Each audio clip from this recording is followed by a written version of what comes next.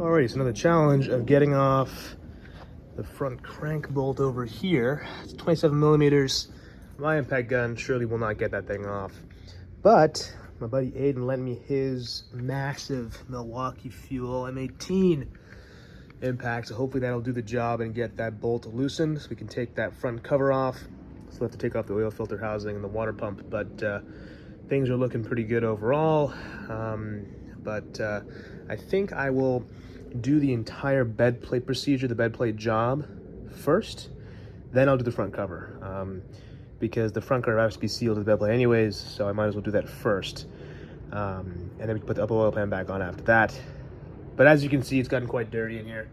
So gotta clean the whole bed plate off pretty well, because definitely won't be putting a dirty part back on the engine.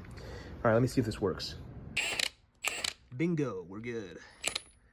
Well guys, not going to tempt the bed plate until I get the proper bolts, because I don't want to put the new sealant on and put the bed plate back on without having the new bolts. So it's all pretty straightforward. What I'm going to do is I'm going to take this box over here and kind of make a diagram of all the bolts, because of course there's the 20 main bolts, but there's also the bolts that surround the bed plate on the very outside.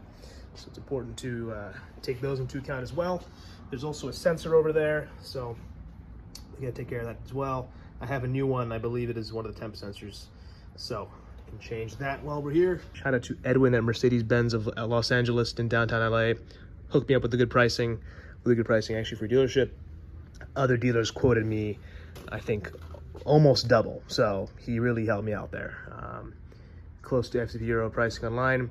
I probably would have bought online if I had the time, but time is of the essence, so could not do that unfortunately. But it's all going to work out. We're gonna have a very fresh M156 made of this, and I'm excited to get going on this.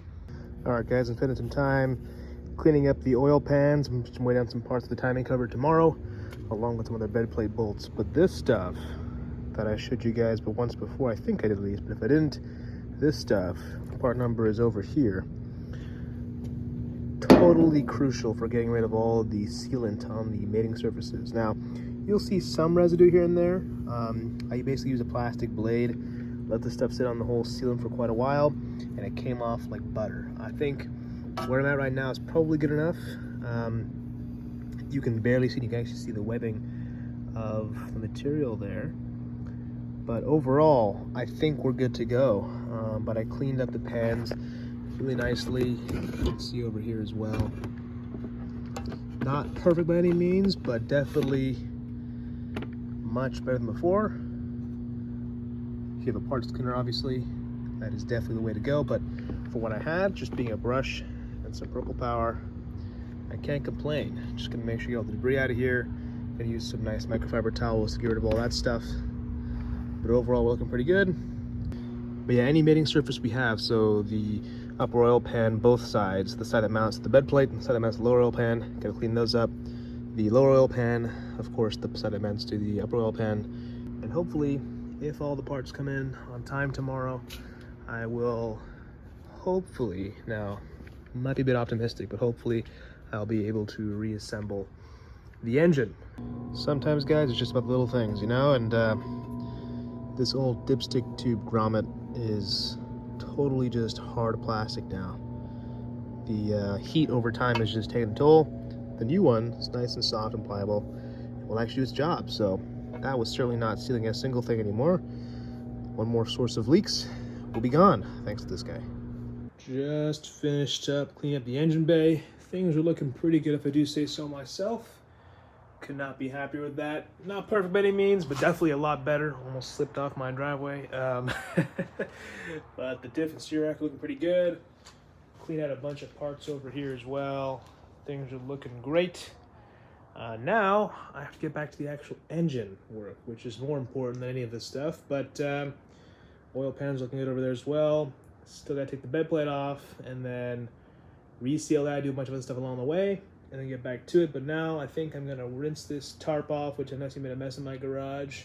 All right, guys, now it's time for the star of the show, which is removing the actual bed plate. Now this is gonna be the most complex part of the entire job. Really, it's not gonna be a problem. It's gonna be putting it back because of the 9-stage torque specifications for each of the bolts, the main bolts, that is.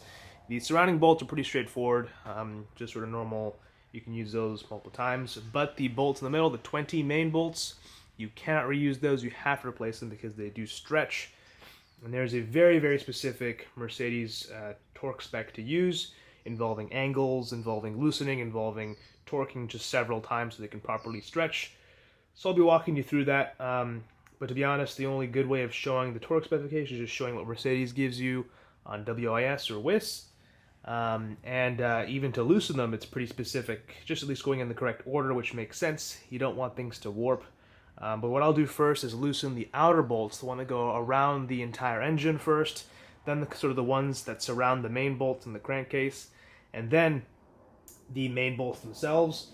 And of course, you guys know me and making these little cardboard cutouts of where bolts go.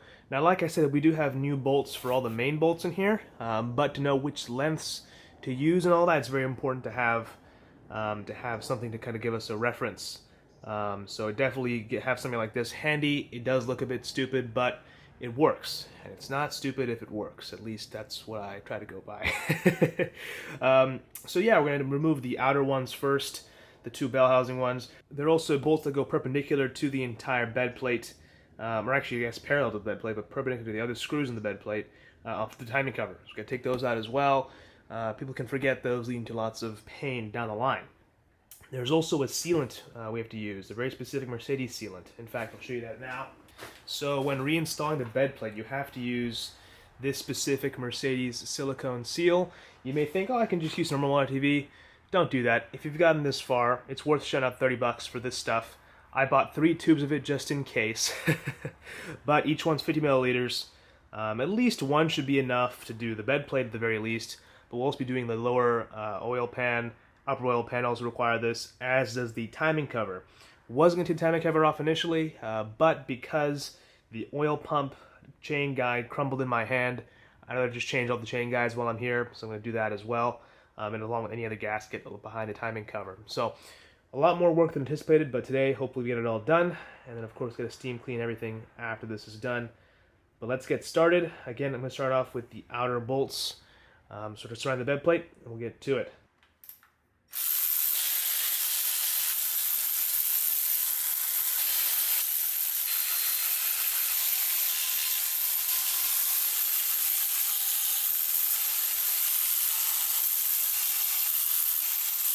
Gonna loosen them, so this is the last one first.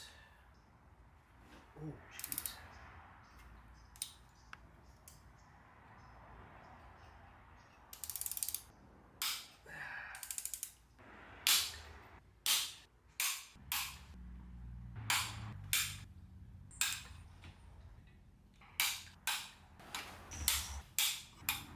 All right, well, let me get these all out now. Whew.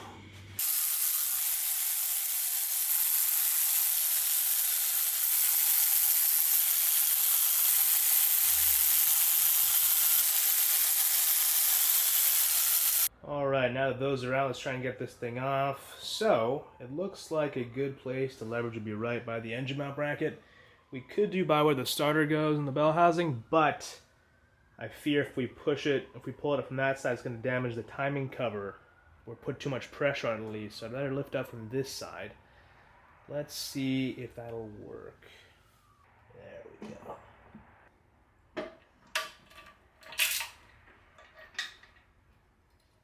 With the bed plate off, I've now stuffed up the cylinders. Of course, not too far where I can't reach the towels, but I got to clean up all the mating surfaces, and we can get to doing everything else as well. I got to clean mating surfaces on the actual plate along with the block, and then we'll be good to go to start putting it back together.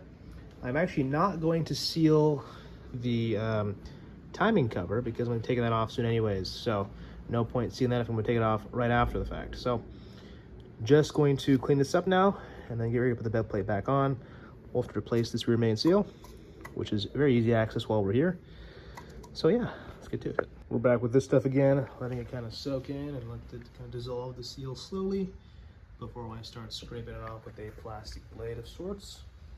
Doing the same with the actual bed plate over here, and we should be getting ready to put it back on soon. All right, well, I might as well take this rear main off because it's already shot. That came off super easily. Probably going to keep this in case you need to tap the new one, although I don't think we have to, because technically we're only putting in half a rear main seal right now, because the other half will be covered by the bed plate. You can see how badly it was leaking. This whole thing's just covered. All right, well, I'll be back once this is all cleaned up.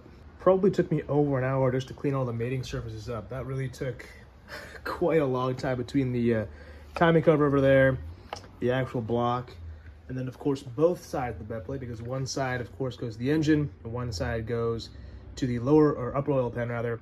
So that was all cleaned up. Finally, took such a long time, and that's with using this proper spray over here. If you didn't have this, I don't know what you'd be doing, honestly. I'd probably be scraping for even longer than I was. But I've also wiped down anything with a microfiber and just kind of made sure there's no debris, because some of the seal was clearly, failing quite a lot, and it was leaking a lot, obviously, in those regions. But it became so hardened that it would just kind of crack off and fly everywhere, and you really don't want that to go inside anything, because the last thing you want is that going to be clogging your oil pump.